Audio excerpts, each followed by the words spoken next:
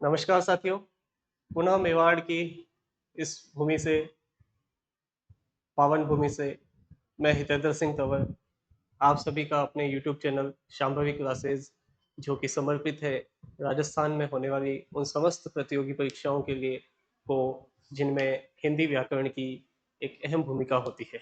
साथियों, हमने वर्णमाला समाप्त कर दी और एक दो दिन कुछ कारण की वजह से, टेक्निकल रीजन थे और तकनीकी कारणों की वजह से ही कह सकता हूँ कि हम क्लास नहीं ले ला पाए। आज से हम अगले बिंदु की तरफ चलते हैं, जो कि उन सभी अभ्यर्थी के लिए एक सबसे बड़ी चुनौती होती है हिंदी में, जो कि नए नए हिंदी में प्रवेश करते हैं, जो नए नए जो है इस कंपटीशन जगत में, इस प्रतिस्पर्धा की जगत में अब प्रवेश करते हैं। साथियों, आज जो हम टॉपिक जिसकी शुरुआत करने जा रहे हैं वह है संधि। क्या है संधि? इस संधि को चाहे ऐसे लिखें चाहे इस प्रकार से लिखें, दोनों ही रूप में सही होती है। ठीक है, सबसे पहले मन से इस चीज का एक जो गलतफहमी, जो एक फोबिया, एक डर, काल्पनिक डर जो हमने पाल रखा है कि संधि बहुत मुश्किल होती है, उस चीज को निकालें। हम संधि को एकदम बेसिक से पढ़ेंगे, और बेसिक क्या है वो हमने पहले पढ़ी है। हमने पढ़ा है यौगिक स्वर क्या है, हमने पढ़ा है संयुक्त स्वर क्या है, हमने पढ़ा है अघोष क्या है, हमने पढ़ा है घोष क्या है, हमने स्वरों का पूर्ण ज्ञान लिया है, हमने व्यंजनों का पूर्ण ज्ञान लिया है, हमने उनके उच्चारण स्थल, उच्चारण प्रयत्न, इन सभी छोटी छोटी बारीक चीजों का हमने बहुत ही अच्छा अध्ययन किया है। और मोटा मोटी हम कह सकते हैं कि 99% जो है, यदि आपको उसका अच्छा ज्ञान है तो आप संधि में भी गलतियां नहीं करेंगे। ये मैं आपको आश्वस्त करता हूँ, आश्वासन देता हूँ। तो आज से जो है हम संधि की शुरुआत करते हैं। ठीक है, संधि को यदि देखें तो आपने इस प्रकार से दो शब्द देखे होंगे। मैं पुनः लिख देता हूं। एक आपने देखा होगा संधि, और एक शब्द आपने ऐसे देखा होगा संधि।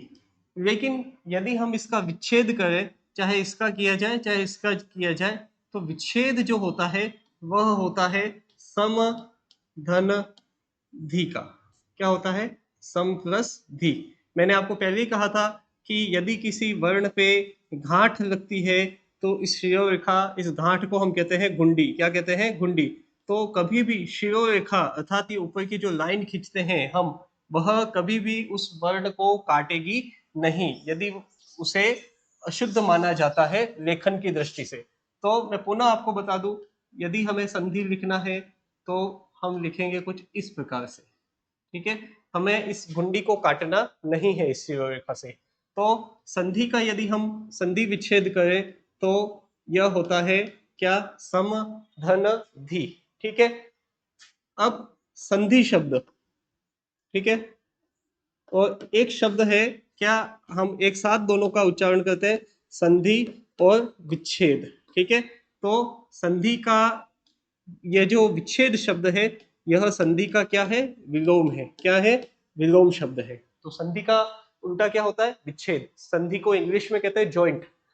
ठीक है, तो विच्छेद अर्थात अलग करना या टुकड़े करना, तो जोड़ना, अलग करना। संधि अर्थात जोड़ना, और विच्छेद यानी कि क्या? अलग करना। तो संधि का विलोम क्या हो गया आपके सामने? विच्छेद। ठीक है, अब हम इस संधि शब्द को समझते हैं। पुनः मैंने कहा कि संधि जो है,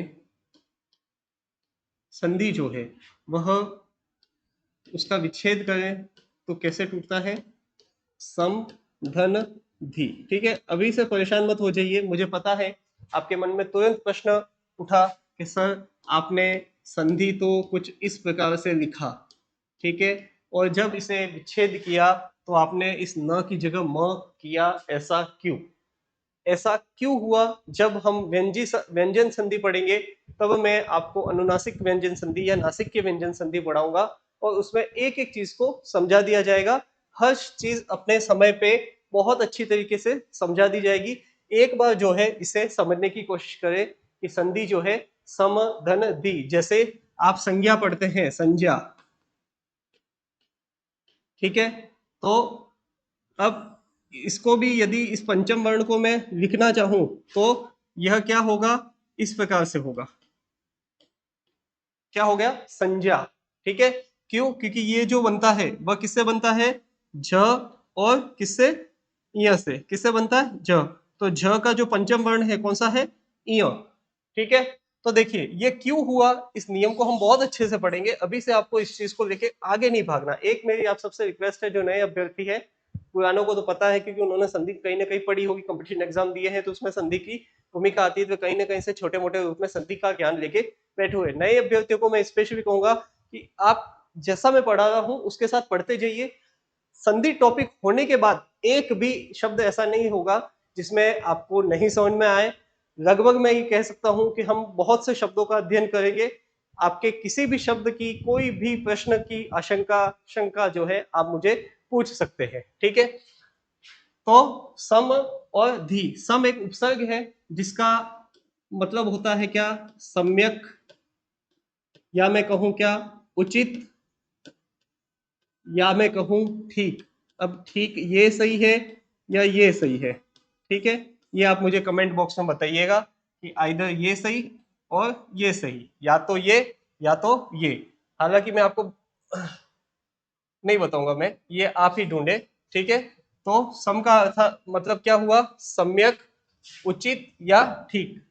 सम का क्या मतलब हुआ, सम्यक, या मैं कहूं क्या, उचित, या मैं कहूं क्या, ठीक। अब इस ठीक को आपको मुझे बताना है कि ठीक कौन सा है, ठीक है। आप थोड़ा इस बहाने किताबों को टटोलना सीखेंगे, ठीक है। कल मैं आपको बता दूंगा ठीक कौन सा ठीक होता है, ठीक है। और धी का मतलब होता है, धी का मतलब होता है क्या, जुड़ना, या फिर कहे जोड़। धी का मतलब होता है क्या, जोड़, या फिर कहें क्या, योग, या फिर कहें मेल, ठीक है। मोटा मोटा क्या समझे, उचित योग, उचित योग किसका, उचित योग किसका, वर्णों का, किसका, वर्णों का। अब इस वर्ण से इसमें स्वर भी आ गया है, इसमें व्यंजन भी आया है। तो सम्यक योग किसका, वर्णों का, और उससे उत्पन्न क्या, परिवर्तन, क्या, परिवर्तन, या फिर कहें क्या, बदलाव, या फिर एक शब्द है क्या, विकार, क्या है, विकार। इस विकार का मतलब ही होता है परिवर्तन या बदलाव, को ही हम क्या कहते हैं, संधि। तो यहां से हम परिभाषा बनाना चाहें तो क्या हुआ, दो या दो से अधिक, दो या दो से अधिक वर्णों के योग से, दो या दो से अधिक वर्णों के सम्यक योग से या उचित जोड़ से या उचित योग से उत्पन्न परिवर्तन, या कहे क्या, बदलाव, या फिर कहे क्या, विकार, को ही हम क्या कहते हैं, संधि कहते हैं। तो यहां से परिभाषा देखें आप,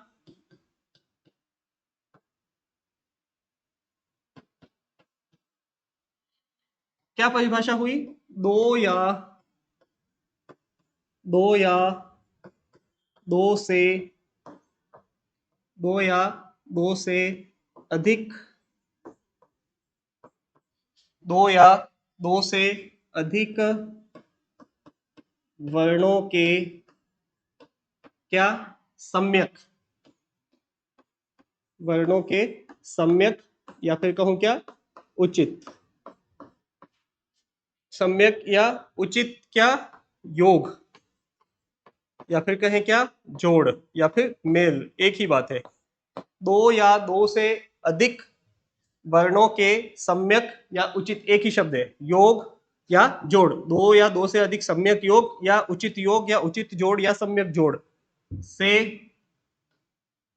दो या दो से अधिक वर्णों के सम्यक योग से उत्पन्न, उत्पन्न क्या, बदलाव, या फिर कहें क्या, परिवर्तन, या फिर कहें क्या, विकार। एक ही बात है, कोई भी शब्द आप लिखना चाहें लिख सकते हैं, तीनों लिखना चाहें तो अच्छा है, तीनों एक दूसरे के पर्यायवाची है।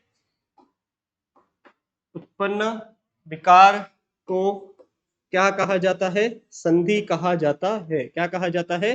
संधि कहा जाता है। संधि कहते हैं या कहा जाता है, एक ही बात है। दो या दो से अधिक वर्णों के सम्यक योग से उत्पन्न बदलाव या परिवर्तन या विकार को क्या कहते हैं? संधि कहते हैं। एक बार इसे एज इट इज नोट कीजिए जैसा मैंने बताया है।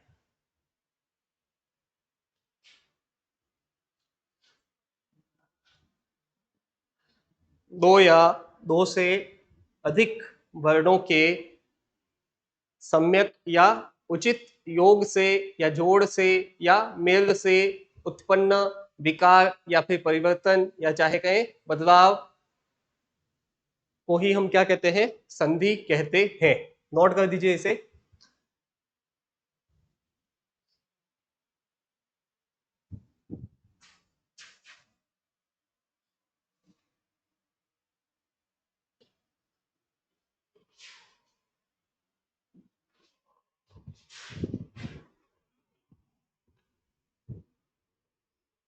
ठीक है, आप चाहे तो स्क्रीनशॉट भी ले सकते हैं बाद में आराम से। यहाँ पे थोड़ा स्पीड से लिखने की हैबिट करें ताकि क्या है कि आप बाद में इसे फेयर कॉपी में अच्छे से नोट्स बनाएं।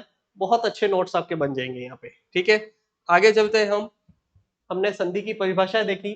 अब संधि की आवश्यकता क्यों पड़ी? हिंदी में संधि की क्यों आवश्यकता पड़ी? तो संधि की उपयोगिता, संधि की उपयोगिता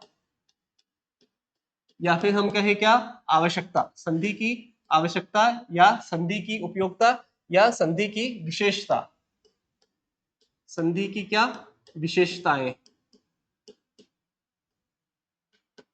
ठीक है, तो देखिए संधि की क्या विशेषता है, हिंदी में संधि की क्यों आवश्यकता पड़ी। सबसे पहले मैं कह सकता हूं कि नए शब्दों के निर्माण में, नए शब्दों के निर्माण में संधि से हम क्या कर सकते हैं? नए शब्दों का निर्माण कर सकते हैं। जैसे मेरे पास एक शब्द है क्या? भानु। क्या शब्द है? भानु। सबको पता है भानु किसका पर्यायवाची है? सूर्य का। किसका पर्यायवाची है? सूर्य का। और एक शब्द है क्या? उदय। क्या है? उदय। तो देखिए यह वैसे मैं आपको बता दूं, यह दीर्घ स्वर संधि का उदाहरण है, भानु और उदय। ठीक है, भानु न में क्या छुपा हुआ है? ऊ छुपा हुआ है। यहाँ पे भी ऊ छुपा हुआ है। मैंने आपको यौगिक स्वर की परिभाषा बताई थी कि ऊ और ऊ मिलके क्या बनाते हैं? दीर्घ ऊ। तो दो शब्दों, ठीक है, मैंने कहा नए शब्द, तो ये भानु और उदय जब आपस में मिल जाते हैं तो यह शब्द क्या बन जाता है? भानुदय। क्या बन जाता है? भानुदय। तो क्या हुआ? नए शब्दों के निर्माण में संधि की उपयोगिता होती है। तो भानुदय का मतलब क्या? सूर्योदय। ठीक है, अब देखिए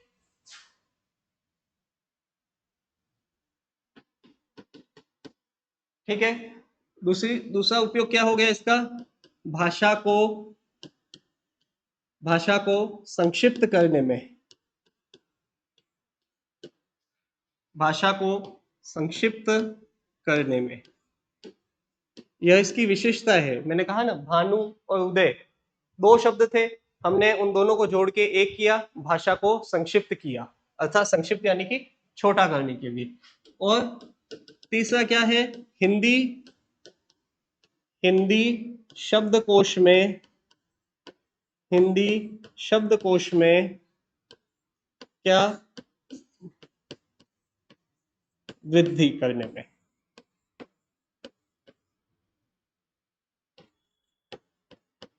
तो यहाँ पे हम उपयोगिता से के साथ विशेषता, और तीसरा शब्द यहाँ पे और क्या समझ सकते हैं कि संधि के लाभ, हिंदी में संधि के क्या फायदे हैं। तो तीन फायदे हमने मोटे मोटे देखे कि संधि के क्या फायदे हैं? नए शब्दों का निर्माण करने में, भाषा को संक्षिप्त करने में, और हिंदी शब्दकोश में वृद्धि करने में। नोट कर दीजिए इसे। ठीक है, एकदम बेसिक पहले जानकारी लेंगे, उसके बाद मैं आपको एक एक संधि को बहुत अच्छे तरीके से समझाऊंगा।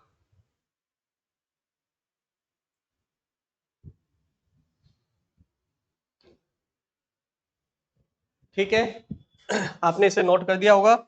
आगे चलते हैं हम।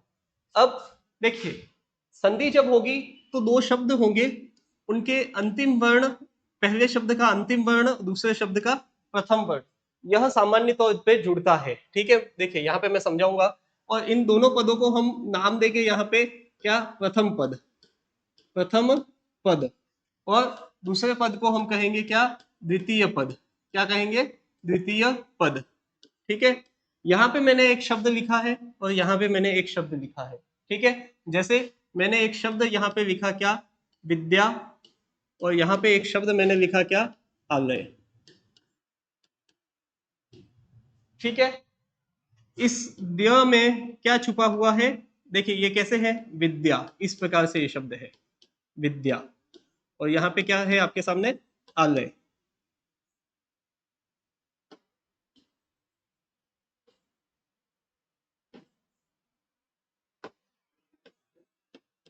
आलय, देखिए यहाँ पे इस य में क्या छुपा हुआ है, यहाँ पे छुपा हुआ है क्या, आ। य में क्या छुपा हुआ है, आ। और यहाँ पे भी क्या हो गया, आ। तो आ और आ मिलके भी क्या बनाते हैं, आ। ठीक है, तो यहाँ पे इस हिसाब से हम कहें, शब्द क्या बन जाएगा आपके सामने, विद्यालय। ठीक है, तो क्या समझे, तो देखिए संधि कहाँ हुई, इस देव में। संधि क्या हुई, इस देव में। यह जो संधि हुई है इसे कहते हैं प्रधान संधि। क्या कहते हैं, प्रधान संधि।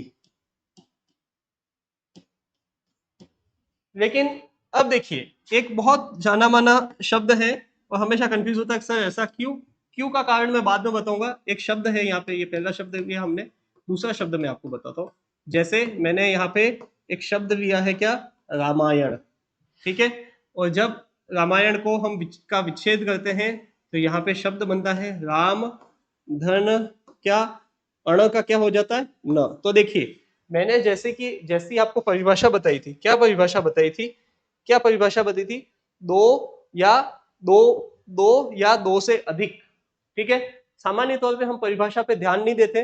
परिभाषा क्या कहती है, दो या दो से अधिक। क्यों लिखवाया, क्योंकि यहाँ पे दो ही नहीं, दो से अधिक वर्णों का मेल होता है। वह मेल चाहे प्रत्यक्ष हो चाहे अप्रत्यक्ष हो, दोनों ही रूपों से उनका आपस में योग होता है। ठीक है, तो समझिए यहाँ पे कहना क्या चाहता हूं मैं ये कहना चाहता हूं कि यहाँ पे सीधा सीधा इसको देखा जाए तो जो संधि हुई है, संधि कहाँ हुई है, एक तो यहाँ पे म में, माँ में, और एक हुआ यहाँ पे अण में। देखिए इस रामायण में क्या था, राम, धन, अयन, यह जो मुख्य संधि थी। ठीक है, यहाँ से हमारा एक विच्छेद हुआ, तो विच्छेद होते ही यह जो संधि का यहाँ पे जो ये संधि हुई, सॉरी, इन दोनों को जुड़ने से, इस विच्छेद को संधि करने पे यहाँ पे जो संधि हुई, तो इस संधि को हम कहेंगे क्या, प्रधान संधि। क्या कहेंगे, प्रधान संधि। और देखिए ये न जो है वह अण में बदल गया, तो यह जो उसी शब्द में जो दूसरी संधि हुई है उसे हम कहते हैं गौण संधि। क्या कहते हैं, गौण संधि। क्या कहते हैं, गौण संधि। आपको यह नहीं पूछेगा प्रधान संधि कौन सी है, गौण संधि कौन सी है, बस मैंने आपको एक जानकारी के लिए बताया है कि प्रधान संधि ये हुई और ये गौण संधि। यदि परिवर्तन एक या अधिक रूप में होता है तो मुख्य परिवर्तन को प्रधान कहते हैं, और दूसरे परिवर्तन को, दूसरी संधि को क्या कहेंगे, गौण संधि कहेंगे या पर संधि कहेंगे। ठीक है, गौण यानी कि प्रधान यानी कि मुख्य, गौण यानी कि उतनी मुख्य नहीं है। ठीक है, इस चीज को नोट करें।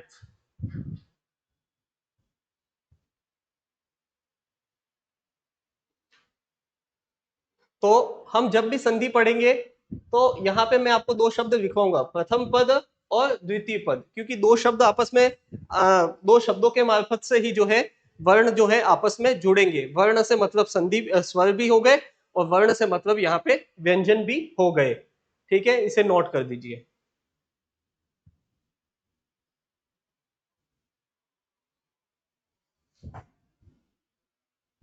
ठीक है, इसे नोट कर दिया होगा।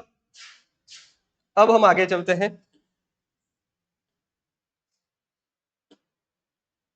देखिए अब हम यहां से हम पढ़ेंगे संधि के भेद। ठीक है, तो संधि के भेद, सभी को पता है कि संधि के कितने भेद होते हैं, तीन। उन तीनों भेद को बताने से पहले मैं पुनः एक छोटी सी चर्चा फिर से करना चाहूंगा संधि को लेके। देखिए हम हमेशा कहते हैं क्या, प्रथम पद, चलिए इसको संधि के साथ ही समझा दूंगा, वो ज्यादा बेहतर समझ में आएगा। तो संधि के भेद कितने होते हैं? 3 होते हैं, सभी को पता है। प्रथम जो भेद है उसे हम क्या कहते हैं? स्वर संधि। क्या कहते हैं? स्वर संधि। और स्वर संधि को कितने भागों में वर्गीकृत किया है? 5 भागों में वर्गीकृत किया है। स्वर संधि को कितने? 5 भागों में वर्गीकृत किया है। उसके बाद दूसरा जो संधि का मुख्य रूप है वह है आपका क्या? व्यंजन संधि। क्या है? व्यंजन संधि। और तीसरा जो भेद है, वर्गीकरण है, वह है क्या? विसर्ग संधि। क्या है? विसर्ग संधि। तो देखिए होता क्या है यहाँ पे, स्वर संधि का क्या मतलब हुआ, व्यंजन संधि का क्या मतलब हुआ, और विसर्ग संधि का क्या मतलब हुआ। अब जो मैं समझाना चाह रहा था मैं उसे यहाँ पे एक्सप्लेन करता हूँ। जैसे कि मैंने यहाँ पे कहा क्या? प्रथम पद धन या प्लस क्या? द्वितीय पद। द्वितीय पद, ठीक है। और इसका हमेशा आगे आपको क्या मिलेगा? परिणाम। ठीक है, इसको थोड़ा सा अपन वाइड करके लिख देते, चौड़ा करके लिख देते, जगह खूब है हमारे पास में। दूसरा भेद क्या? नोट मत कीजिएगा, एक बार सिर्फ आप देखिएगा, व्यंजन संधि। और तीसरा भेद क्या?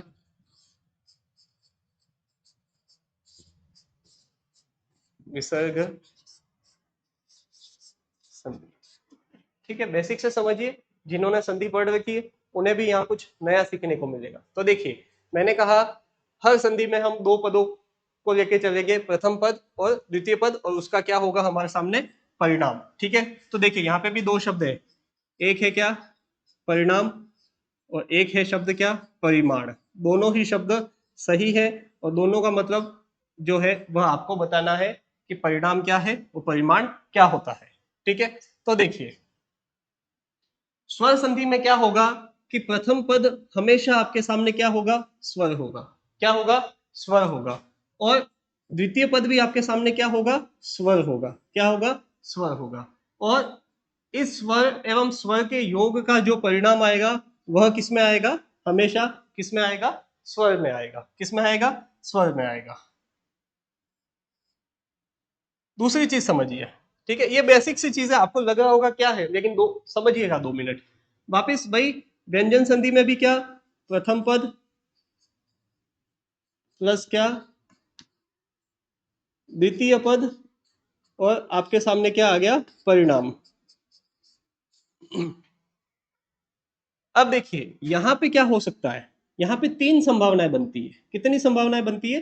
3 संभावनाएं। अब ये 3 संभावनाएं क्या क्या है, तो देखिए यहाँ पे हो सकता है कि प्रथम पद क्या हो? स्वर हो, और दूसरा पद क्या होगा? व्यंजन। जैसा संधि का नाम है, आपके सामने जो परिणाम आएगा, आपके सामने जो परिणाम आएगा वह किस में आएगा? हमेशा व्यंजन में आएगा। दूसरी स्थिति क्या हो सकती है कि आपके सामने प्रथम पद में तो क्या हो? व्यंजन हो। क्या हो? व्यंजन हो, प्लस दूसरे पद में आपके सामने क्या हो जाए? स्वर हो जाए। क्या हो जाए? स्वर। तो देखिए यहाँ पे भी जो परिणाम आएगा वह आपका किस में आएगा? व्यंजन में। किस में आएगा? व्यंजन में। एवं तीसरी चीज समझिए कि हो सकता है कि यहाँ पे प्रथम पद क्या हो? व्यंजन, एवं दूसरा पद भी क्या हो? व्यंजन। क्या हो? व्यंजन। लेकिन जैसा संधि का नाम है, परिणाम यहाँ पे भी किस में आएगा? व्यंजन में ही आएगा। अब चौथा वर्गीकरण नहीं बता सकता क्या? कि प्रथम पद स्वर हो, दूसरा पद स्वर हो। तो यहाँ पे इस कंडीशन को हमने यहाँ पे भी यहीं पे बता दिया है कि प्रथम पद स्वर और दूसरा पद भी स्वर हो तो परिणाम हमेशा स्वर ही होता है। और यहाँ पे व्यंजन में मैंने 3 शर्तें रखी है कि प्रथम पद स्वर हो तो दूसरा पद व्यंजन हो सकता है, प्रथम पद स्वर व्यंजन हो तो दूसरा पद स्वर हो सकता है, प्रथम पद व्यंजन हो तो दूसरा पद भी व्यंजन हो सकता है। जैसा संधि का नाम है, परिणाम हमेशा जो है, क्या कहा मैंने कि परिणाम जो है हमेशा वह हमेशा किसमें होगा? व्यंजन में होगा। अब तीसरी और आखिरी चीज समझते हैं यहाँ पे कि यहाँ पे वही प्रथम पद प्लस द्वितीय पद, द्वितीय पद। अब यहाँ पे मैं परिणाम नहीं बताऊंगा, क्यों? क्योंकि परिणाम विसर्ग नहीं होगा, परिणाम उस विसर्ग का लोप होके एक नए वर्ण का आगमन होगा। तो देखिए यहाँ पे क्या हो सकता है, यहाँ पे एक चीज तय है, एक चीज तय क्या है कि प्रथम पद हमेशा क्या होगा आपके सामने, विसर्ग होगा। क्या होगा? विसर्ग। एवं द्वितीय पद में स्वर भी हो सकता है, द्वितीय पद में व्यंजन भी हो सकता है। यदि मैं इन दोनों को एक साथ कहूं तो क्या कह सकता हूं इसी चीज को, देखिएगा। यदि मैं इस चीज को एक साथ लिखना चाहूं कि मैं कहूं कि प्रथम पद जो है वह आपके सामने हमेशा क्या होगा, विसर्ग होगा, और दूसरा पद हमेशा क्या होगा, वर्ण होगा। तो परिणाम जो है वह हम इस संधि को पढ़ते वक्त बताऊंगा कि परिणाम क्या क्या होता है, परिणाम क्या क्या हो सकता है। सिंपल सा ये कह सकता हूं मैं आपको कि विसर्ग का तो लोप होगा, विसर्ग का क्या हो जाएगा, लोप हो जाएगा, गायब हो जाएगा वह विसर्ग। ठीक है, उस लोप से मतलब ये है कि वह विसर्ग किसी नए वर्ण का रूप धारण कर सकता है, वह पूर्णतया गायब हो सकता है, वह विसर्ग किसी वर्ण से मतलब किसी व्यंजन या किसी स्वर का रूप ले सकता है। तो यह जो है स्वर संधि के संधि के जो है एक मोटे मोटे भेद है कि क्या क्या हो सकता है। अब देखिए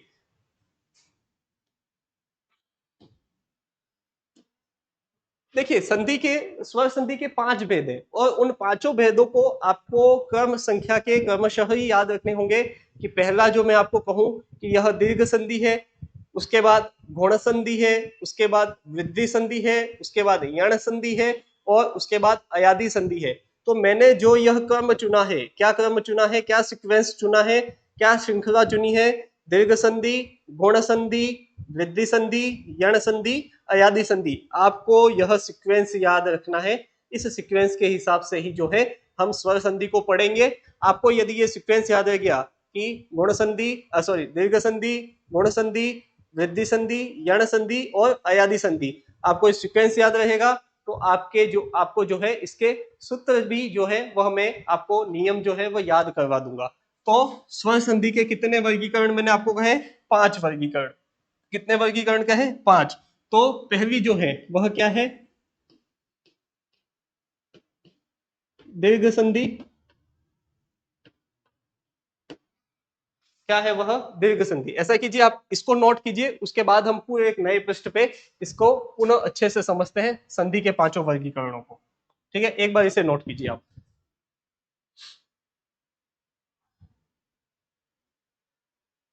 संधि के भेद, संधि के भेद, स्वर संधि, व्यंजन संधि, विसर्ग संधि।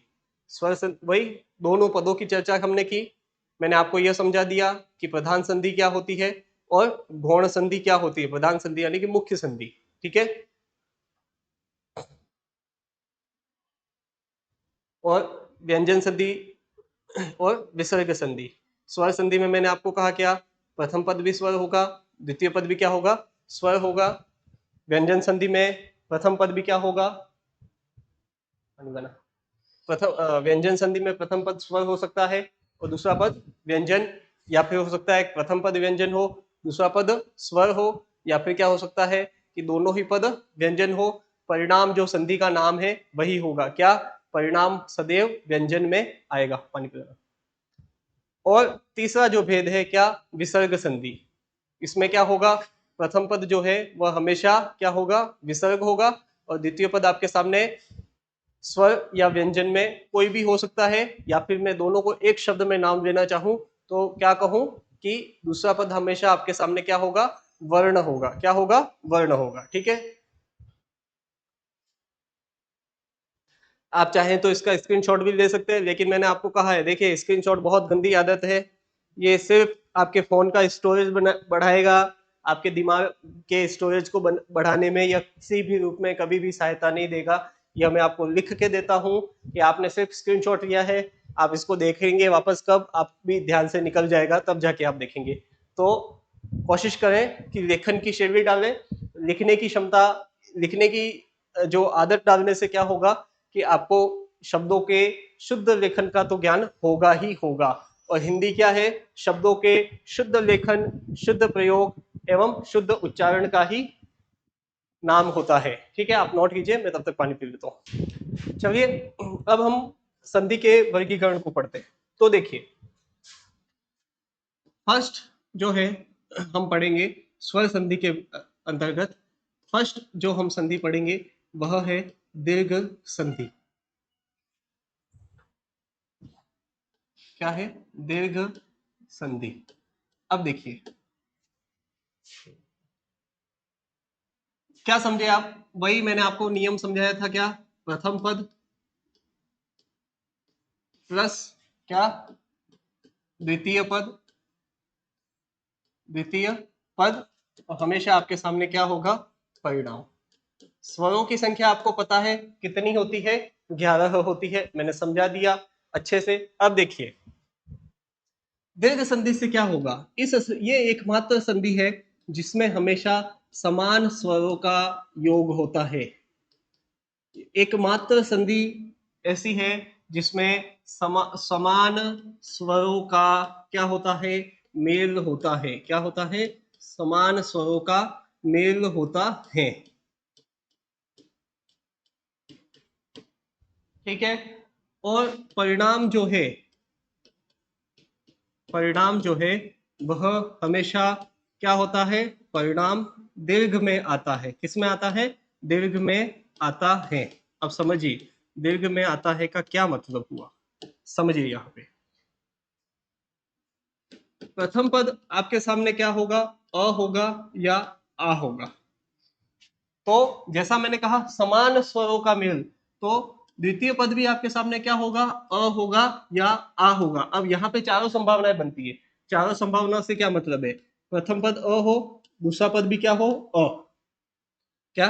प्रथम पद अ हो तो दूसरा पद भी क्या हो, अ। दूसरी संभावना क्या बनती है कि प्रथम पद क्या हो, अ हो, और द्वितीय पद क्या हो, आ हो सकता है। तीसरी संभावना क्या बनती है कि प्रथम पद आपके सामने क्या हो, आ हो, क्या हो, आ हो, और द्वितीय पद क्या हो, अ हो। और चौथी संभावना क्या बनती है कि प्रथम पद आपके सामने आ हो और द्वितीय पद भी आपके सामने क्या हो, आ हो। चारों में से कोई भी संभावना हो, कोई भी आपके सामने ऑप्शन हो, स्थिति हो, प्रश्न हो, शब्द हो, हमेशा हमेशा इन चारों का परिणाम चाहे कोई भी योग हो, हमेशा क्या हो आएगा, आ होगा, अर्थात किसमें होगा, दीर्घ में होगा। यदि ऐसा योग होने के बावजूद भी परिणाम दीर्घ में नहीं आता है तो उसे हम दीर्घ संधि के अपवाद के रूप में पढ़ेंगे। क्या पढ़ेंगे? दीर्घ संधि के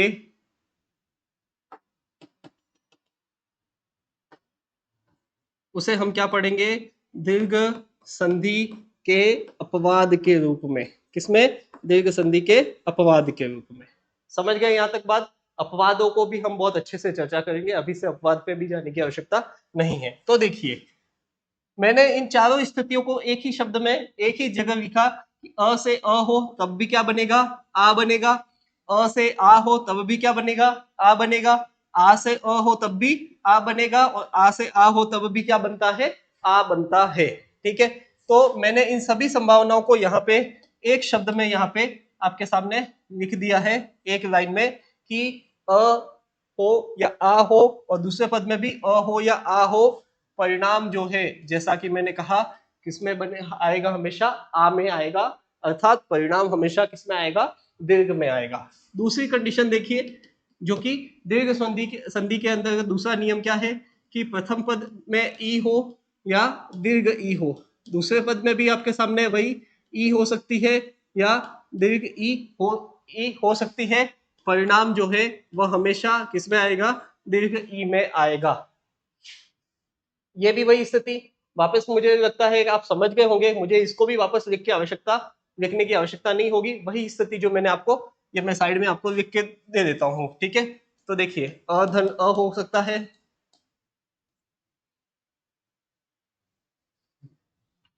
अधन अ हो सकता है, अधन आ हो सकता है, आधन अ हो सकता है, या आ प्लस आ हो सकता है। चारों ही जवाब हमेशा किसमें होगा? आ में होगा। किसमें होगा? आ। वही स्थिति यहाँ पे ई आप समझ सकते हैं। और तीसरी जो है यहाँ पे क्या होगा कि प्रथम पद में आपके सामने ऊ होगा या दीर्घ ऊ हो सकता है। दूसरे पद में भी आपके सामने ऊ या दीर्घ ऊ में से कोई एक होगा, तो परिणाम जो है वह हमेशा किसमें आएगा? दीर्घ ऊ में आएगा। अर्थात परिणाम इस तरीके से आपको दिखाई देगा।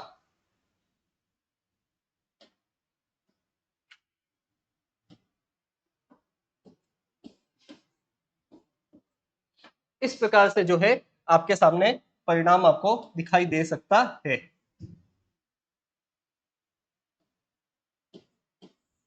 ठीक है, एक बार आप इसे नोट कीजिए। हो सकता है यहाँ पे कई बच्चों के मन में यह आएगा कि सर कैसे पता करें कि आ कहाँ होगा और अ कहाँ होगा। तो देखिए, यह कैसे पता होगा, चल सकता है, कैसे पता चल सकता है? यह केवल शब्दों की प्रैक्टिस ही आपको बताएगी कहाँ अ आएगा, कहाँ अ आएगा, कहाँ आ आएगा। शब्दों का लेखन एवं शब्दों का उच्चारण, ये दोनों चीजें यदि सही है तो आप शब्दों का प्रयोग जो है विच्छेद में सही तरीके से कर सकेंगे। एक बार इसे नोट करें।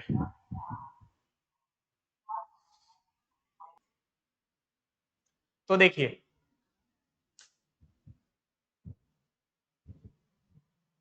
ठीक है, नोट कर दिया होगा।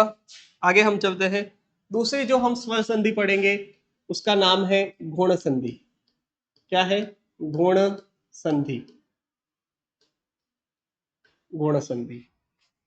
ठीक है, यहाँ पे हम क्या कह सकते हैं? गुण संधि में कहें असमान स्वरों का मेल होता है। असमान स्वरों का मेल। और उस असमान स्वरों के मेल से क्या होगा कि जो परिणाम है, क्या जो परिणाम है वह आपको किसमें दिखेगा? गुण में दिखेगा। समझते हैं गुण से क्या मतलब हुआ? वही आपको पता है क्या? प्रथम पद प्लस द्वितीय पद इक्वल्स टू आपके सामने क्या आ जाएगा? परिणाम। समझिए, देखिए, प्रथम पद जो हमने शुरुआत की है गुण संधि दीर्घ संधि में, क्या? अ आ। एक बार अ आ के साथ हम सभी स्वरों का योग करके देखते हैं कि क्या परिणाम आता है। हमने अ आ से अ आ का किया है, ई से ई का किया, उ से उ किया। सबसे पहले हम अ आ से ही सभी स्वरों का योग करके देखते हैं। तो गुण संधि में हम कह सकते हैं कि तीन नियम यहाँ पे आते हैं कि प्रथम पद में क्या हो? अ हो या आ हो। तो देखिए, वहां पे कहाँ खत्म हुआ था? अ आ, यहाँ पे भी अ आ था, तो यहाँ पे मैंने कहा क्या होगा? ई हो सकता है या दीर्घ ई हो सकती है। दूसरा नियम देखिए कि प्रथम पद में कई वही क्या? अ या आ। द्वितीय पद में यहाँ पे क्या कहूं मैं? इससे आगे आए क्या? ऊ हो सकता है या दीर्घ ऊ हो सकता है। तीसरी स्थिति में मैं कहूं कि यहाँ पे प्रथम पद अ हो या आ हो, और द्वितीय पद यहाँ पे जो है क्या होगा? री हो सकता है। देखिए, अब समझिए, अब मैंने जब स्वर पढ़ाए थे आपको, तब मैंने आपको एक संयुक्त स्वर कहा था। मैंने कहा था अ धन ई क्या होता है? ए। क्या होता है? ए। तो समझिएगा, यहाँ पे अ की जगह आ भी हो सकता है, और इस ई की जगह दीर्घ ई भी हो सकती है। चाहे कोई भी संभावना हो, अधन ई हो या अधन दीर्घ ई हो, आधन ई हो या आधन दीर्घ हो ई हो, चारों ही स्थितियों में परिणाम हमेशा किस में आएगा? ए में आएगा। किस में आएगा? ए में आएगा। अर्थात परिणाम जो है कुछ इस प्रकार से दिखाई देता है। दूसरी, मैंने जब स्वरों का वर्गीकरण किया था, स्वरों में आपको समझाया था कि अधन जो है उ क्या होता है? ओ होता है। क्या होता है? ओ। तो देखिए, यहाँ पे संधि क्या कहती है कि चाहे अ हो चाहे आ हो। एक बार सिर्फ समझिएगा, यहाँ नोट करने की गलती ना करें, आपको नोट करने का उचित समय दिया जाएगा। तो देखिए, यहाँ पे ऊ हो चाहे दीर्घ ऊ हो, अर्थात चारों कंडीशन, चारों ही स्थिति, चाहे अ के साथ उ हो, चाहे अ के साथ दीर्घ उ हो, या फिर मैं कहूं क्या कि आ के साथ उ हो, चाहे आ के साथ दीर्घ उ हो, चारों ही कंडीशन में परिणाम जो है वह हमेशा क्या आता है, ओ में आता है। चारों ही कंडीशन में परिणाम जो है वह किस में आता है, ओ में आता है। किस में आता है, ओ में आता है। अब अ आ हो प्रथम पद में, चाहे अ हो चाहे आ हो, और द्वितीय पद में क्या हो, री हो, तो परिणाम जो है वह सदैव अ में आता है। अर्थात परिणाम जो है कुछ इस प्रकार से आपको दिखाई देता है रेफ के र में। अब मैंने कहा है रेफ, रेफ क्या होता है, या जब मैं आपको शब्द शुद्धि पढ़ाऊंगा तब मैं आपको अच्छे से समझाऊंगा कि रेफ का र क्या होता है और बिना रेफ का र क्या होता है। तो देखिए यहाँ पे तीन स्थितियां पैदा हुई कि अ आ हो, द्वितीय पद में ई हो तो ए होगा, अ आ हो द्वितीय पद में उ या उ हो तो ओ होगा, अ आ हो और द्वितीय पद में री हो तो परिणाम जो है वो अ में होगा। अब इसे नोट करें। देखिए उदाहरण, इतने उदाहरण करेंगे आप थक जाएंगे, इसलिए एक बार नियम रखें, उसके बाद हम पुनः एक एक संधि को देखेंगे और उसके साथ 100-150 या जितने भी उदाहरण हम कर सकते हैं यथा क्षमता हिसाब से एक कक्षा में लूंगा। उसके बाद आपको लगता है कि नहीं सर उदाहरण कुछ ज्यादा ही हो रहे हैं तो आप मुझे बता दीजिएगा, तो ताकि मैं थोड़े कम कर लूंगा, या फिर आपको लगता है कि नहीं उदाहरण कम है तो मैं संख्या और बढ़ाने की कोशिश करूंगा। ठीक है, एक बार तब तक इसे नोट कीजिए।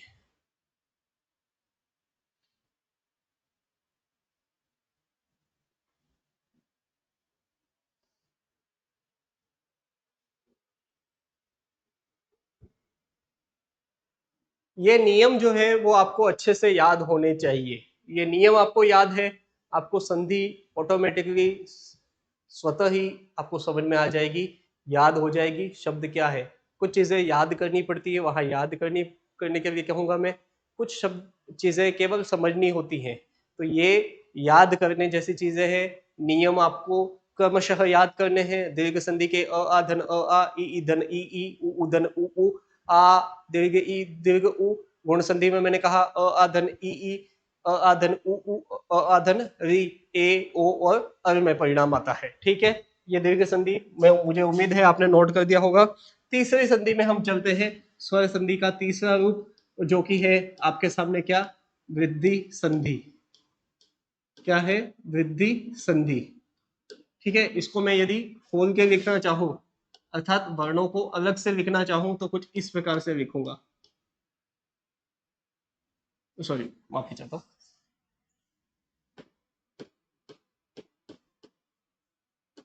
इसे इस प्रकार से लिखेंगे। ठीक है, वृद्धि संधि। जैसे देखिए एक शब्द है शुद्धि, बहुत बार पढ़ा है आपने क्या। यदि इन दोनों वर्णों को मैं सही तरीके से, दोनों व्यंजनों को सही तरीके से लिखना चाहूं तो इसे लिखेंगे कुछ इस प्रकार से।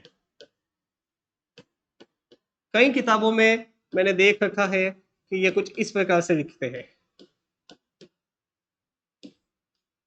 तो देखिए यह वर्तनी की दृष्टि से सही नहीं है।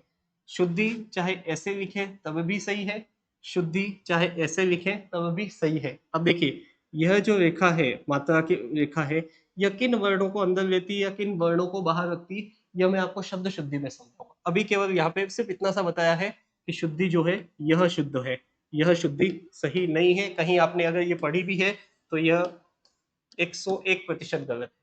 ठीक है, आप चाहे नोट कर सकते हैं इसे। ठीक है, उसे भी नोट कीजिए कि वृद्धि कौन सा सही है।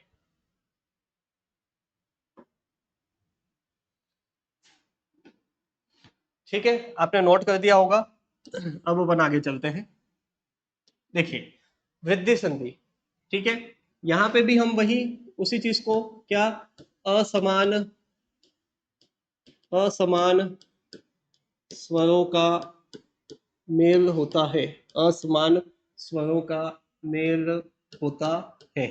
ठीक है, और उन असमान स्वरों के मेल का जो क्या है आपके सामने परिणाम है, क्या है, परिणाम है, वह किस में आएगा, वृद्धि में आएगा। किस में आएगा, वृद्धि में आएगा। कहने का क्या मतलब हुआ, समझिए। कहने का मतलब ये है वही क्या, प्रथम पद प्लस या धन, क्या द्वितीय पद और बराबर आपके सामने क्या हो गया, परिणाम। देखिए प्रथम पद हमने कहा सभी स्वरों के साथ चलने देते हैं, क्या स्थिति होती है, हमने खत्म क्या कहा यहाँ पे, वही वही स्थिति, क्या अ हो या आ हो।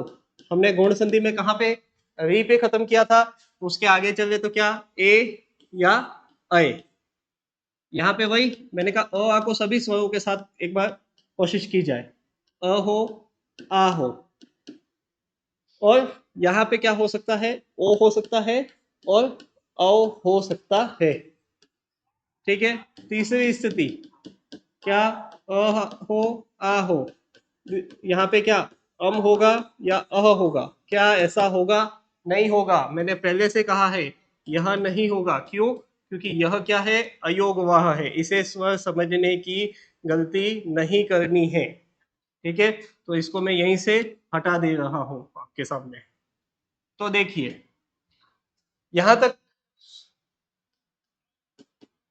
जब मैंने आपको संयुक्त स्वर समझाए तो मैंने कहा था कि जब अ धन ए मिलता है तो क्या होता है, तो क्या होता है, अय बनता है, क्या बनता है, अय बनता है।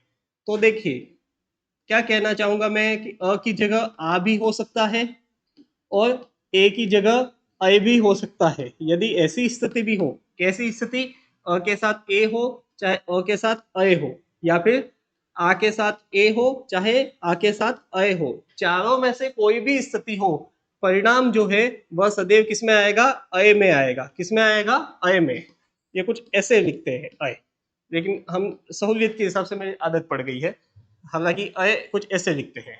ठीक है, तो देखिए स्थितियां कुछ भी हो, परिणाम जो है हमेशा किसमें आएगा, अय में आएगा। अर्थात इस प्रकार आपको दो मात्राओं में परिणाम दिखाई देगा। दूसरी चीज मैंने आपको कहा था जब अ धन ओ मिलता है तो मैंने आपको कहा था परिणाम जो है वो किसमें आएगा, औ में आएगा। अब यहाँ पे देखिए परिणाम अ हो चाहे आ हो, और यहाँ पे सामने ओ हो चाहे औ हो, चारों ही स्थिति कुछ भी हो सकती है। अर्थात अधन ओ हो या अधन औ हो, चाहे आधन ओ हो चाहे आधन औ हो, चारों ही स्थिति में परिणाम जो है वह किस में आएगा, औ में आएगा। किस में आएगा, औ में आएगा। तो देखिए यहाँ पे चारों ही स्थिति में परिणाम जो है वह किस में आएगा, औ में आएगा। किस में आएगा, औ में आएगा। कुछ इस प्रकार से आपको परिणाम दिखाई देगा। ठीक है, नोट कीजिए। उदाहरण हर संधि के साथ समझाएंगे, एक बार इसे नोट करें। इन नियमों को याद करना बहुत आवश्यक है। सबसे पहले नियम याद हो जाएंगे तो बाकी सारी चीजें स्वतः ही याद हो जाएगी।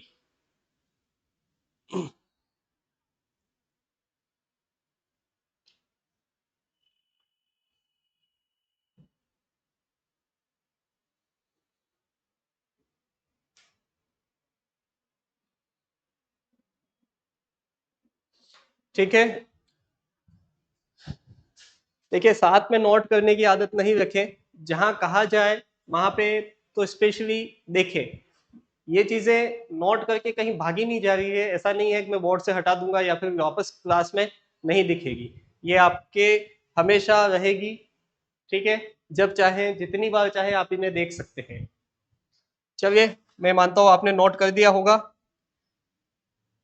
चौथी हम संधि पढ़ते हैं स्वर संधि के अंतर्गत, जो कि होती है क्या, यण संधि। क्या होती है, यण संधि। ठीक है, वही बात मैं दोहराऊंगा, क्या, असमान स्वरों का योग, असमान स्वरों का योग होता है, और जो परिणाम है, क्या, जो परिणाम है वह क्या किस में आएगा, यण में आएगा।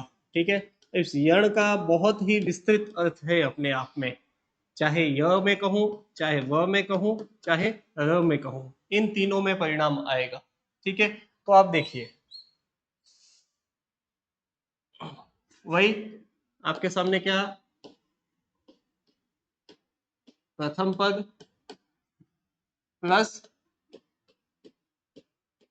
द्वितीय पद इक्वल्स टू आपके सामने क्या आएगा, परिणाम। तो देखिए यहाँ पे हमने अ आ लिए थे और सामने सभी स्वरों का प्रयोग कर दिया। अब सामने तो स्वर खत्म हो गए, अब वापिस यदि अ आ लेके सामने किसी स्वर को लाना चाहूं तो वो तो संभव है नहीं, क्योंकि हमने हर स्वर का प्रयोग कर दिया है। अब अ आ से आगे बढ़ते हैं। अ आ से आगे बढ़े तो मैंने कहा कि प्रथम पद में ई हो सकता है, द्वितीय पद में पी क्या हो सकता है, ई हो, प्रथम पद में ही दीर्घ ई हो सकता है।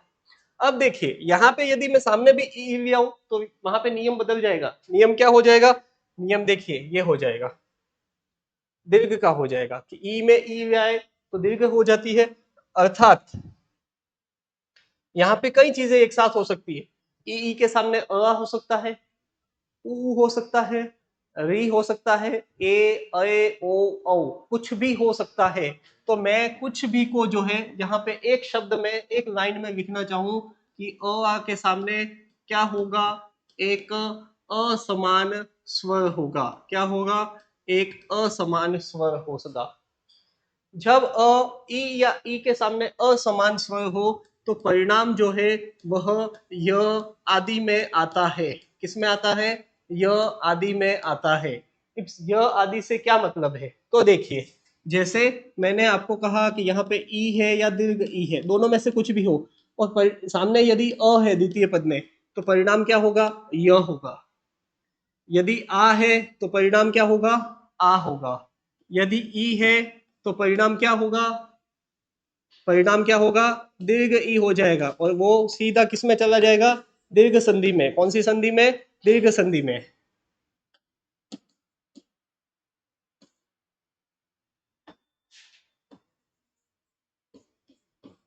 किसमें, दीर्घ संधि में। और हम यहाँ पे क्या पढ़ रहे हैं, यण संधि में। तो क्या हुआ, यहाँ पे ई के सामने द्वितीय पद में ई आना संभव नहीं है। द्वितीय पद में ई आना संभव क्या नहीं है, नहीं है। तो देखिए द्वितीय पद में ई नहीं आएगा, दीर्घ ई भी नहीं आएगा, ऊ आ सकता है। यदि यहाँ पे ऊ आया तो परिणाम क्या हो जाएगा, यू हो जाएगा। दीर्घ ऊ आया तो परिणाम क्या हो जाएगा, यू हो जाएगा। तो मैंने यहाँ पे लिखा है सीधा य आदि में। क्या लिखा है, य आदि में। एक बार मैं इसे मिटा रहा हूं, जब हम पढ़ेंगे तब मैं आपको विस्तृत रूप में लिख के बता दूंगा। तो यहाँ पे एक बार सीधा आप लिख सकते हैं, परिणाम जो है वह य आदि में आएगा। दूसरा नियम समझे, यहाँ पे ई हो गया, उसके आगे बढ़ते हैं। उ उ वापस वही दीर्घ संधि, उ में उ जुड़ा तो दीर्घ उ दीर्घ स्वर संधि हो गई। तो यहाँ पे भी सभी स्थितियां हो जाएगी। सभी स्थितियां क्या, अ हो सकता है, यहाँ ई जुड़ सकता है। क्यों, क्योंकि ई असमान स्वर है। उ यहाँ नहीं होगा। क्यों नहीं होगा, क्योंकि उ वापस होने पे बाद दीर्घ स्वर संधि में चला जाएगा। तो यहाँ पे भी मैं यदि कहूं एक लाइन में, क्या कहूं कि द्वितीय पद आपके सामने क्या होगा, असमान स्वर होगा। तो परिणाम जो मैंने कहा वह किसमें आएगा, वह आदि में। किसमें आएगा, वह आदि में। वापस इसे समझे, जैसे मैंने कहा प्रथम पद में ऊ हो चाहे दीर्घ ऊ हो, यदि यहाँ पे अ आ गया तो परिणाम जो है वह किसमें आएगा, व में। यदि आ आया तो क्या हो जाएगा, वाह। यदि क्या यह ई हो सकती है, क्या यहाँ ई हो सकती है, ई हो सकती है। क्यों, क्योंकि शर्त है असमान स्वर, ऊ और ई में फर्क है। तो यदि ई है तो क्या हो जाएगा, वी हो जाएगा।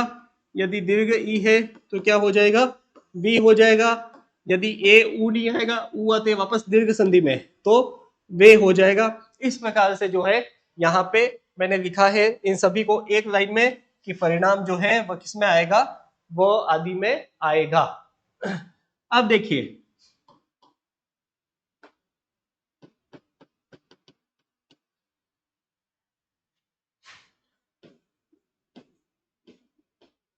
प्रथम पद में आपके सामने क्या हो, री हो, और द्वितीय पद में आपके सामने क्या हो, असमान स्वर। क्या हो, असमान स्वर।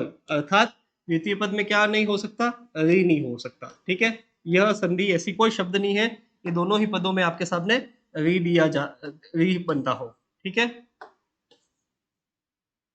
अब समझिए प्रथम पद में यदि री है एवं द्वितीय पद में आपके सामने असमान स्वर है, तो परिणाम जो है वह र आदि में आएगा। किस में आएगा? र आदि में आएगा। जैसे यहाँ पे समझिए, जैसे हम एक शब्द पढ़ते हैं क्या? मातृ, ठीक है, और असमान स्वर में तो यहाँ पे क्या है, देखिए ये कुछ इस प्रकार से है, तधन री, सॉरी, तधन क्या है यहाँ पे? री है। इसे मैं थोड़ा स्पष्ट लिख देता हूँ, री है। तो देखिए, और द्वितीय पद में असमान स्वर में यदि क्या आ गया? अ, तो यहाँ पे क्या हो जाएगा? इस री का क्या बन जाएगा? र बन जाएगा। ठीक है, ये जब हम उदाहरण से समझेंगे तब बहुत अच्छे से समझा पाऊंगा मैं आपको। अब समझिए, यहाँ पे एक चीज नई सीखने को मिली। एक चीज नई चीज क्या सीखने को मिली? जब हमने व्यंजनों का वर्गीकरण पढ़ा था उच्चारण प्रयत्न के आधार पर, आप याद कीजिए, जब मैंने व्यंजनों का वर्गीकरण पढ़ाया था उच्चारण प्रयत्न के आधार पे, तब मैंने कहा था एक व्यंजन होता है क्या? इषत स्पृष्ट व्यंजन। क्या होता है? इषत स्पृष्ट व्यंजन। मुझे बहुत अच्छे से उम्मीद है और बहुत अच्छे से विश्वास कर सकता हूँ कि आप सभी ने पढ़ा, याद को पता होगा कि इषत स्पृष्ट व्यंजन क्या क्या है, य और व। और मैंने इन्हें एक संज्ञा दी थी। एक संज्ञा क्या दी थी? कि इन्हें हम क्या कह सकते हैं? इन्हें हम क्या कह सकते हैं? अर्धस्वर भी कहते हैं। अब यहाँ पे स्थिति स्पष्ट हो गई कि इन्हें अर्धस्वर क्यों कहा जाता है। क्यों? क्योंकि यह और वह, इनका निर्माण किससे हुआ है? एक तरीके से देखा जाए तो स्वरों से ही इनका निर्माण होता है, अतः इन्हें अर्धस्वर की संज्ञा दी गई है। तो ये चीज आपको यहाँ पे ईशत स्पष्ट व्यंजन यहाँ पे बहुत अच्छे से समझ में आ गए होंगे।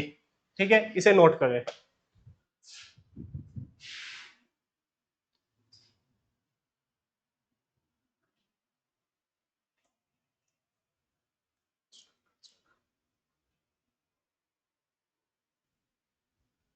ठीक है, इसे आप नोट कर दीजिए और उम्मीद करता हूं आपने नोट कर दिया होगा। अंतिम स्वर संधि में हम चलते हैं, जिसे हम कहते हैं क्या? अयादि संधि। क्या कहते हैं? अयादि संधि। अयादि संधि। पुनः इस उसी चीज का मैं दोहरान करूंगा, क्या? असमान स्वरों का, असमान स्वरों का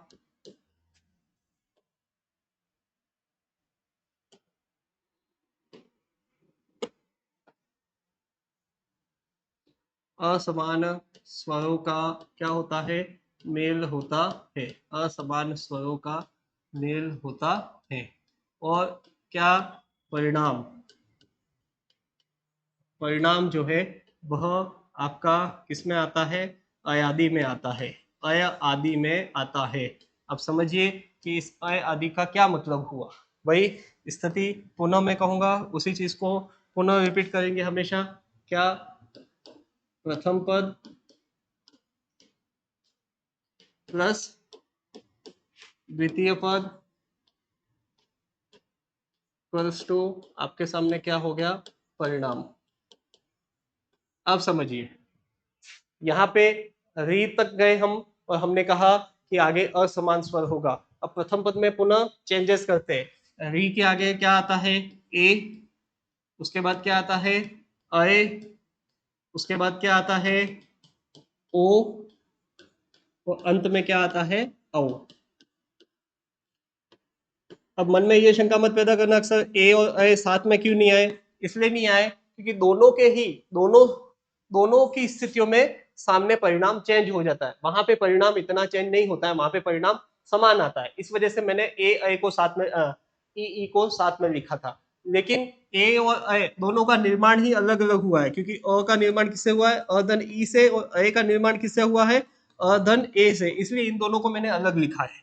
अब समझिए यहाँ पे क्या कहना चाहता हूं मैं। अब देखिए, यदि प्रथम पद में ए है तो द्वितीय पद में आपके सामने क्या होगा? वही क्या? असमान स्वर। असमान स्वर। तो परिणाम जो है वह किस में आता है? अय आदि में आता है। किस में आता है? अय आदि में। कहने का क्या मतलब हुआ, समझिए। जैसे मैंने कहा प्रथम पद में ए है, क्या है? प्रथम पद में ए है, प्लस द्वितीय पद में असमान स्वर के रूप में आपके सामने क्या है? अ है। तो परिणाम जो है वह क्या हो जाएगा, अय, अर्थात ए धन अ, ए ए ए क्या हो गया, देखिए आप इसको उच्चारण करें तो जीवा अपने आप चेंज होती है, जीवा अपने आप परिवर्तन करती है अपने उच्चारण में। ए ए अय अय, धीरे धीरे यह सटीक रूप क्या लेता है, अय। तो ए धन अ क्या बन गया, अय। यदि आ हुआ तो कहां परिवर्तन होगा, या में। किसमें होगा, या में। तो देखिए इस चीज को समझिए क्या हुआ।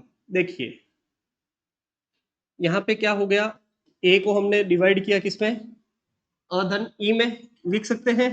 और यहाँ पे असमान स्वर के रूप में मैंने आपको कहा कि आपके सामने देखिए अय क्यों हुआ वो मैं समझा देता हूँ। अधन ई हुआ और यहाँ पे असमान स्वर के रूप में मैंने यहाँ पे क्या लिया, अ। तो हुआ क्या, ये दोनों मिलते हैं ई और अ, यहाँ पे योग हो जाता है।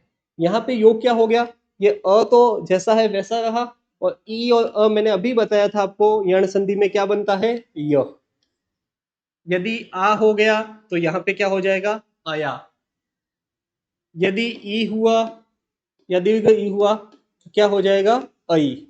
तो मैंने यहाँ पे अय हो सकता है, अया हो सकता है, अई हो सकती है। तो मैंने आप एक शब्द में लिखा कि परिणाम जो है वह किसमें होगा, अय आदि में। ठीक है, यहाँ पे समझने के लिए आप देखिए मैं आपको एक वापस लिख देता हूँ, इतना सा आप वापस चाहे नोट कर सकते हैं। ए धन अ, मैंने कहा परिणाम किसमें आएगा, अय में। तो समझिए इस ए को हम क्या लिख सकते हैं, क्या, अ धन ई लिख सकते हैं, क्योंकि अ धन ई ए होता है, प्लस सामने का ये जो अ हो गया। अब देखिए इन दोनों को मिला दीजिए तो आगे क्या बनता है आपके सामने, परिणाम क्या आता है, य। अ और य क्या हो गया, अय। तो इसी प्रकार से आ हो जाएगा तो क्या हो जाएगा, अया। या हो जाएगा, आ होते ही क्या हो जाएगा, या हो जाएगा। ठीक है, तो वैसे ही यहां पे समझिए अय धन असमान स्वर, अय धन असमान स्वर, असमान स्वर। ठीक है, तो यहाँ पे क्या होगा, अय धन असमान स्वर में परिणाम किसमें आ जाएगा, आय आदि में। किसमें आएगा, आय आदि में। समझिए यहाँ पे जैसे मैंने कहा ये क्या है, अय, और सामने मैंने एक शब्द लिया क्या, एक वर्ण लिया क्या, एक स्वर लिया क्या, अ। तो क्या हो जाएगा, यहाँ पे मैंने कहा आय। क्यों हुआ आय, देखिए इस ए अय को क्या लिख सकते हैं हम, अधन ए लिख सकते हैं। इसी ए को भी हम यदि वर्गीकृत करें तो क्या हो जाएगा, अ तो है ही है, इस ए को जोड़िए क्या हो जाएगा, तोड़िए क्या हो जाएगा, अधन ई। तो देखिए प्लस ये अ तो है ही आपके सामने।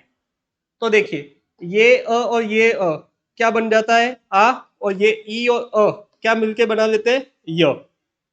आ गया समझ में, ई और अ क्या बनता है, य, और ये अ और अ मिल गया तो क्या हो गया, आय। तो यदि आ होगा तो क्या हो जाएगा, आया। ई होगा तो आई। यहाँ पे आदि में लिख रहा हूं क्यों, क्योंकि जब हम संधि पढ़ेंगे तब मैं इसको विस्तृत रूप में लिख के आपको बता दूंगा। ठीक है, ऐसे ही यहाँ पे मैं असमान स्वर जोड़ू,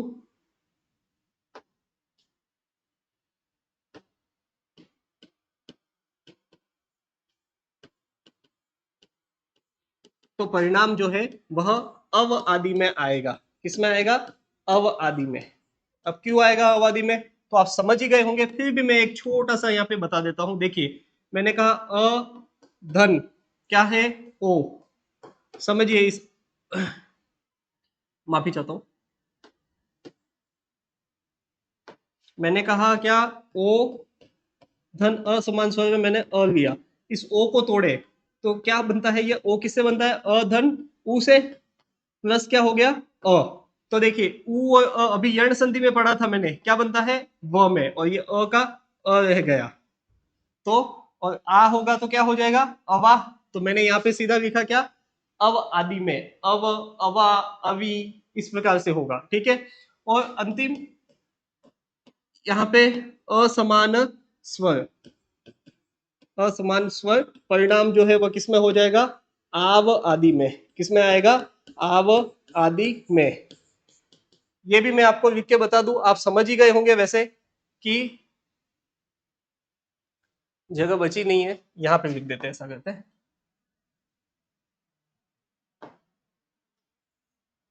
ठीक है, इसको थोड़ा सा इसको मैं हटा के यहाँ लिख देता हूँ।